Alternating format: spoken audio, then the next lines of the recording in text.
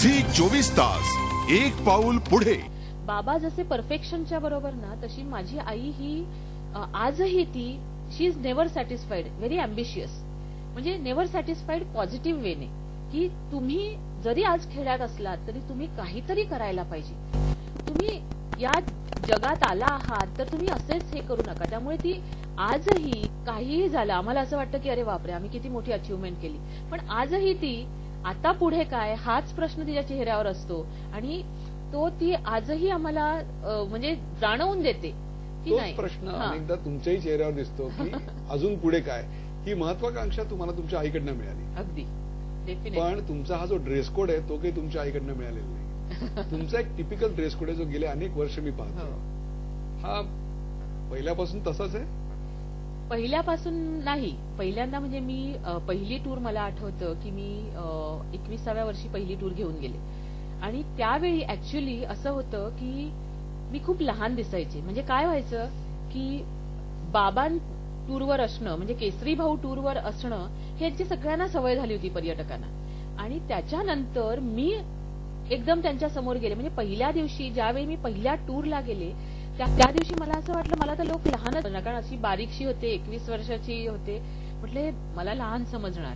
मग त्यावेळी मी काय केलं, साडी नेसली की साडीत तरी मी मोठी दिसेल. त्यावेळी ना एअर होस्टेस या प्रकाराचं खूप अट्रॅक्शन असायचं. त्याच्यामुळे मी त्यांच्यासारखी साडी नेसून आणि तिथे गेले आणि उभी राहिले लोकांच्या समोर की मी तुमच्या बरोबर आहे. लगेच पर्यटकांनी केसरी भाऊ नाही. मग तिथे मी डाऊन झाले एकदम. त्याच्यानंतर आणखी एक गाडीत ट्रेनने जायच्या तेव्हा टूर्स, आणि ट्रेनमध्ये एक काहीतरी झालं, कोणाला तरी सीट्स वेगवेगळ्या मिळाल्या होत्या. त्यांनी माझ्याशी अगदी भांडायलाच सुरुवात केली की काय तुम्ही करणार, एक तर केसरी भाऊ नाहीत आणि तुम्ही वाट लावणार टूरची वगैरे वगैरे. मी आणखी डाऊन झाले. त्याच्यानंतर मग मी आईजवळ, आई माझ्याबरोबर असायची. म्हणजे त्यावेळी पहिल्या टूरला आई माझ्याबरोबर होती आणि आजही कुठेही मी गेले तर आई माझ्या असते. तर आईने मग माझी कॉमेंट्री, तू एकदा मला परत बोलून दाखव की तू कसं उद्या बोलणार आहेस. पहिलं तुझं प्रेझेंटेशन चालला होता हा क्लास. ट्रेनमध्ये लेडीज कंपार्टमेंट जे असतं सेकंड क्लासचं, तेव्हा आम्ही पण सेकंड क्लासने प्रवास करायचो, पैसे नसायचे आणि लेडीज कंपार्टमेंट होतं आणि तिथे आईने माझी सगळी कॉमेंट्री परत एकदा वदवून घेतली. आणि दुसऱ्या दिवशी मला आठवतंय मी पिंजोर गार्डन मध्ये सिमल्याला जाताना माझी पहिली कॉमेंट्री चंदीगडला, आणि ती कॉमेंट्री इतकी छान झाली. त्याच ज्यांनी माझ्याशी काल भांडण केलं होतं त्यांनी येऊन मला सांगितलं की छान झाली.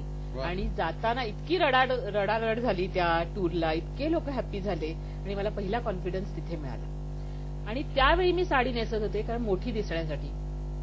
नंतर असं झालं की साडी नेसून त्या सिमला कुलू मनाली जवळजवळ मी 10 वर्ष त्या एरियात होते. त्याच्यानंतर काश्मीरला काही काळ होते. त्याच्यानंतर आणखी काही टूर्स कंडक्ट केल्या, मग सिंगापूरच्या टूर्स कंडक्ट केल्या. साडी ही जरा अनइझी व्हायला लागली.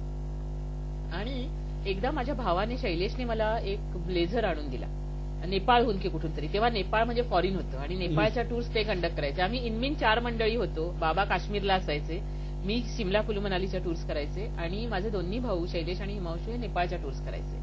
आणि आमची झेलम जी होती माझी धाकटी बहीण ही शिकत होती, त्यामुळे ती अजून त्याच्यात आली नव्हती. त्यांनी एक ब्लेझर आणला, तो मी ब्लेझर घातला.